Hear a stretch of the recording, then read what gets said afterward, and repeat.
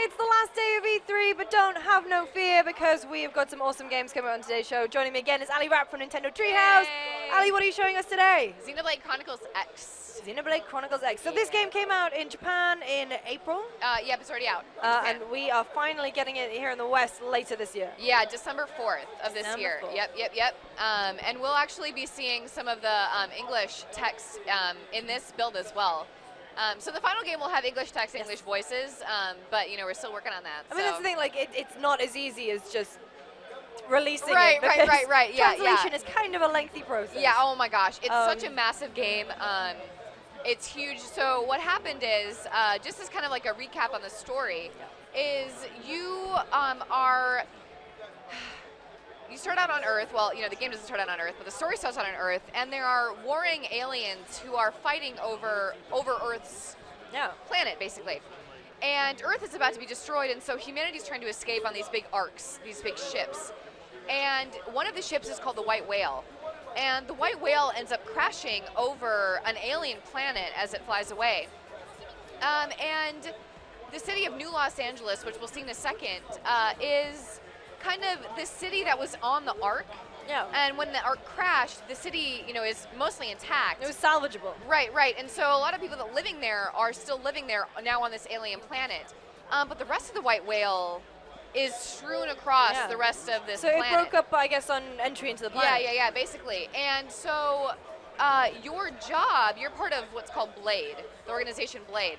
And as part of Blade, it's your job to go out and search for basically these pieces of the White Whale that have, broken off and been strewn about all over the planet, and to save any of the resources that you can, as well as the people who may have been in different pods. Yeah. And that's actually what you are, is when you start out the game, Elma, the character with the white hair, she finds you in a pod, and that's kind of where your journey starts. And so you're off, you're salvaging materials, and what we did right now is we accepted a heart-to-heart quest. And the heart-to-heart quests are basically, you are able to kind of see character backstory. Yeah. You have opportunities to build relationships with the party characters, in your party. And so that's what we're going on right now. And right now, we're just supposed to collect 3 parts of the White Whale on the North Point shore in Primordia. So we're going to go do that. But right now, we're seeing a little bit of New LA, New Los Angeles. Yeah. So that's it looks kind of different to regular Los Angeles. Quite a bit different. We are there now, Looks and a little bit cleaner. That it does not look like that. Maybe in 20 years. I wonder if the water's any better. Yeah. I love you, LA. You're the best, LA. We love you. So we're seeing New LA right now, and then we're gonna travel to an area in Primordia to do this quest. Yep. And so there are I think it's 5 continents in this planet. And they're all huge. Yeah, they're massive. They're all super different too. Primordia is kind of like this foresty. You've got some water areas, mountainous areas. But yeah, the different continents all look dramatically different too, and each continent also has different wildlife, different flora, different fauna, different items to collect. So you're really going to want to explore.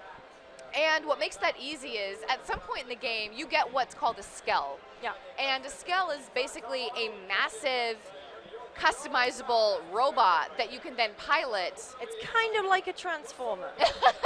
I've kind seen of like these having things your in own action. transformer. Yeah, actually, it can travel along the ground and fly as well. That's amazing. Yeah. I mean, what we're seeing here is that you're following the nav ball to try and find. Yeah. We're using the nav ball. So the nav ball is something. It's basically an unlimited resource thing that you can send out to use to see what direction you should head into your objective. It's taking off at quite a pace. Right. And what's important about the nav ball is you don't need to use it if you're like, I'm going to find this on my own in this massive continent of 5 on this planet. That's all up to you. But if you're kind of interested in this quest in particular and you don't want to get sidetracked by any of the other, tons and tons of quests in the game, you can use the nav ball to direct you where you need to go. How else can we see the environment? I mean, because it's beautiful. It's a vast expanse. Yeah. Is there another way of seeing it all? So actually we can. Sarah, can we see kind of like that hover mode? Do we remember how to do that? I know we can. There we go. There we go. All right. So here we're seeing basically this really, really high up view of the land. It makes us able to see can I travel out there? Oh, I see land masses. Oh, maybe I can swim out there. Basically, whatever you can see, you can get to. Yeah. As long as you have the means to do it. Sometimes you'll need a Skell. Sometimes, you might need, there might be too strong enemies to go there yet. But generally, if you can see it, you can go there. So it's just like this massive, massive, massive experience. So is this the first bit of the white whale that we're collecting right now? Yeah, we're collecting some pieces of the white whale.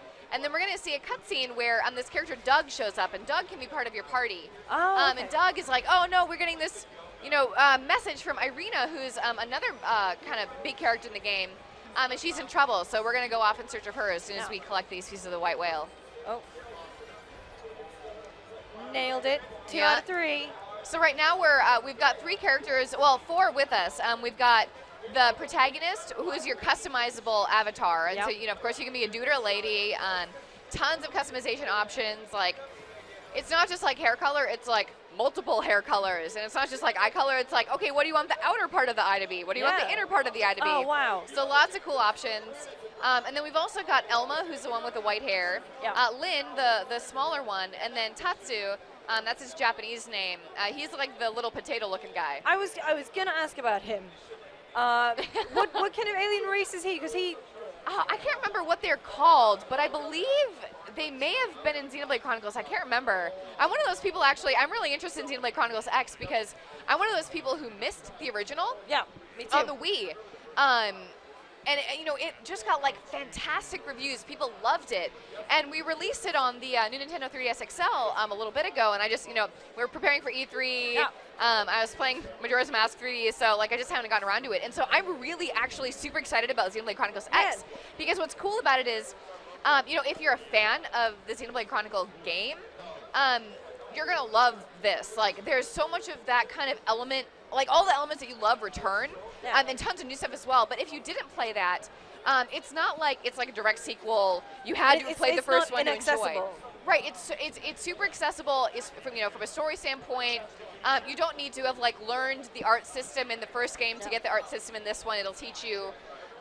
So definitely, if this is your first time jumping into a Xenoblade Chronicles game, don't feel like, oh, I need to go back and play the the 100 hours of the original Xenoblade Chronicles to enjoy this one. So let's talk a little bit about combat as well, because I assume it's an alien planet. They're not just going to give up resources willingly. Who are we going to be coming up against? So for the most part, right now we're battling creatures, and so some creatures are aggressive, and you can tell that based on the whether they have like that red icon next to like their name, their the level that they're at. So these creatures up here, they're gone. Yes. Those creatures are aggressive because they have that little red icon. Some creatures aren't, but of course you can still attack them. So those are your one of your big sets of enemies. You do battle other enemies in the game, but that's a little bit further into the main story, so we won't want to spoil it. You mentioned that like some areas, maybe they're not accessible, but it's it's difficult to get to them if you're not the high enough level. Yeah. So some areas might be hard to get to, like if you don't have a Skell. Some areas there might be like a level 50 enemy and you're only level 5. Yeah. Well, if the level 50 enemy is guarding that like one pass into that mountain or something, probably not going to want to go there until you're able to take out that enemy. And so you can even see that there's enemies just traveling around this area of Primordia that are all different kinds of levels. You see level 12, level 14, I think I saw level 31. Yeah, level 31 over there. We are, what level are we? I can't remember. I think we're like level 14 or so. So we're actually going to go take on a boss. Yeah, that's about the same level as we are. So if you played the original Xenoblade Chronicles, you're familiar with what's called the art system. So there's the arts palette, and we'll see that pop up on the lower part of the screen in just a sec. That returns. Obviously, there's tons of new like abilities, new arts, new things to learn. And there's also what's called a battle cry. And so what happens is while we're battling, it'll show basically like, oh, press B in the middle of the screen, and you'll also see the little arts, the little circles on the bottom of your screen glow. And if you manage to press that appropriate button at that right time, you initiate what's called a battle cry. And a battle cry is basically you or your teammates are saying like, oh, the enemy is weak, we should move in for a melee attack. Or, oh, I need healing, so do this. And so what you do is when you press it in time, you'll then get a boost to something that you did. So say it's a melee attack, you might have a more efficient melee attack. Say that it's, I need healing, you might do that. And what's also cool is when you are successful with those battle cries, you might heal in addition. So like it might be an attack that you do, but you get extra health as you're doing it. So it's a good way to heal during the battle. So I assume, yeah, we're taking on the boss right now. Yep.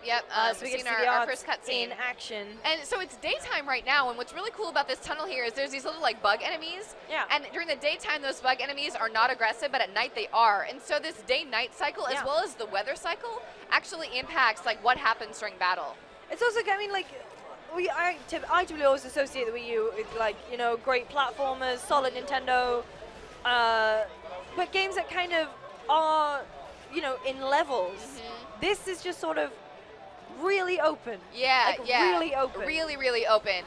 And so in a lot of ways, I think that like if you were interested in, you know, the Zelda game that is coming out next year, and you're like, man, I'd really love to really invest some time in a big game this winter, try out Xenoblade Chronicles X because it's got a lot of like, it just is really big. And what's really cool about it is that if you're like, oh, I'm really into this game, it looks really cool, I don't have 200 hours to put into it, you might just have 20 or you might have 40. That's cool too. It's basically as deep as you want it to be. So we're actually seeing the arts palette right now on the bottom part of the screen. Yeah. You can see icons that are glowing. That's, you know, your teammates are calling out for a battle cry. Those are basically kind of like the different abilities that you can do during battle. Yeah. So what are we going to do now? We have a couple minutes left. Let's try and take this guy out. Yep. And Sarah, I believe in her. She's going to be awesome. She's doing really well so far. Oh. Oh, no. Oh, no. Oh, man. That's okay. That's okay. Yeah. I wouldn't have been able to do it either. So we spoke about this earlier, but when is the game out?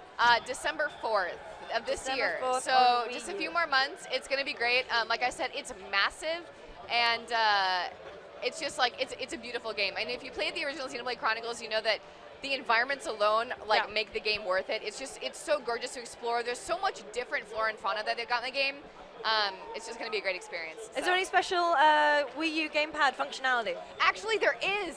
So on the Gamepad, one of the things that you can do while you're exploring is you can see this kind of grid-like map of what the map looks like, and those are called segments. And on the segments, you see things like where named enemies might be, which are more powerful. Usually, they're part of a quest. You can see like areas to mine for resources. You can see like, oh, I've kind of initiated a quest here but haven't finished it. Oh, I should go to that segment to do that.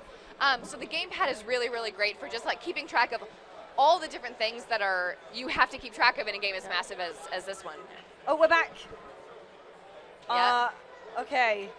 All right, Let's see Sarah. how this goes. No pressure at all. Yeah, no pressure. All right. So we're trying to rescue one of the characters, Irina, right now. Oh, okay. So how do the party members behave during battles? Do they just kind of go at it their own way? Or Yeah. So they, for the most part, will do their own thing. But one of the good ways to, kind of encourage kind of a melding of, strategy is with that battle cry. Yeah. So like you can, it gets really detailed in the menu. But you can basically like, if this, I'll do a battle cry, you should do this. Yeah. And so you can basically customize like what kinds of things initiate battle cries, what kinds of things happen when you do battle cry and they respond. Yeah. So it's a lot of working together. And of course, you also get a lot of that relationship building that you had in the original Xenoblade Chronicles, where when you do heart-to-heart quests, oh, good job, Sarah! Right. When you do heart-to-heart quests, you build relationships with your party members. It impacts the story, it impacts battles. So all of that is just like wrapped up in this huge, awesome, really detailed system. Well, I'm really glad. What a great place to finish the demo as well. Yeah. Defeated the boss well done, Sarah. Ali, thank you so much for joining me again. Yeah, thanks for having us. But guys, make sure you don't go anywhere. I'm losing my words. Whatever. It's day 3.